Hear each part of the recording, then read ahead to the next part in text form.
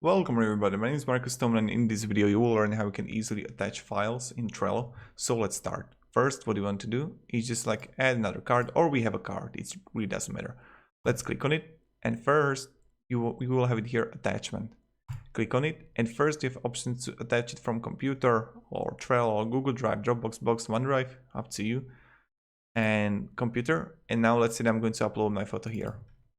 Really easy, or you can paste a link. So when I'm going to Imgur, okay, and I'm going to click here, dark mode versus light mode be like, and I'll click attachment, okay, attach, nice.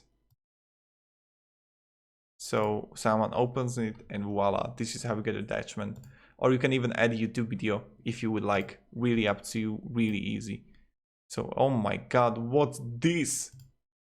So thank you very much everybody for watching, have a great day and see ya, goodbye.